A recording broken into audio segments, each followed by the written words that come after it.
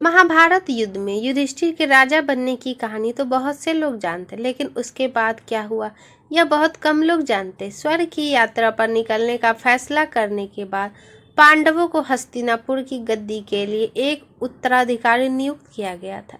यह बताया गया है कि युधिष्ठिर के शासनकाल के बाद क्या हुआ, उसमें पांडवों के चले जाने के बाद हस्तिनापुर पर शासन करने वाले राजा पर ध्यान केंद्रित किया गया है। युधिष्ठिर के बाद हस्तिनापुर का राजा कौन बना? भगवान श्री कृष्ण इस दुनिया से चले जाने के बाद ऋषि व्यास ने पांडवों को स्वर्ग की यात्रा करने की सलाह दी। जाने से पहले युधिष्ठिर ने अर्जुन के पोते और अभिमन्यु के बेटे परीक्षित को हस्तिनापुर का राजा नियुक्त किया। इसके अतिरिक्त उन्होंने धृतराष्ट्र के बेटे युयुत्सु को परीक्षित का सलाहकार नियुक्त किया। द्वारका में युधिष्ठिर ने कृष्ण के पोते वज्रनाभ को भी राजा बनाया।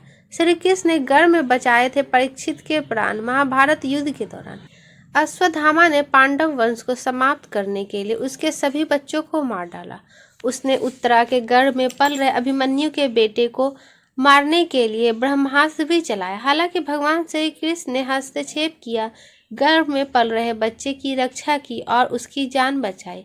यह बच्चा बड़ा होकर परीक्षित बना, जो बाद में हस्तिनापुर का राजा बना।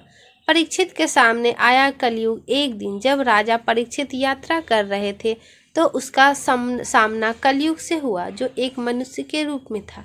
कलयुग को अपने राज्य में आता देख परीक्षित उसे मारने के लिए तैयार थे, लेकिन कलयुग ने क्षमा मांगी और रहने के लिए जगह मांगी।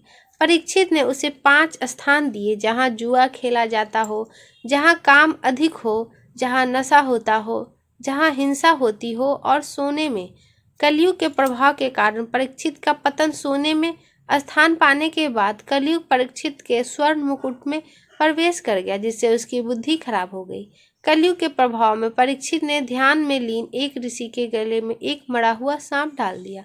अपमान से क्रोधित होकर श्री ऋषि के पुत्र ने परीक्षित को श्राप दिया कि वह 7 दिनों के भीतर तक्षक नामक सर्प के काटने से मर जाएगा। परीक्षित के अंतिम दिन और मृत्यु। अपनी गलती का एहसास होने पर परीक्षित पश्चाताप से भर गए। अपनी आसन्न मृत्यु के बारे में जानने के बाद वह ऋषि व्यास के पुत्र सुखदेव के पास गए, जिन्होंने उन्हें 7 दिनों तक श्रीमद् भागवत सुनाया। पवित्र पाठ पूरा करने के बाद परीक्षित को अंततः अपने भाग्य का सामना करना पड़ा। जैसे कि भविष्यवाणी की गई थी, तक्षक के काटने से उनकी मृत्यु हो गई। यह परीक्षित के शासन का और उसके जीवन का समापन था, जैसा कि महाभारत और श्रीमद् भागवत दोनों में वर्णित है। दोस्तों, अगर आपको हमारी वीडियो थोड़ी सी भी पसंद आए तो प्लीज़ वीडियो को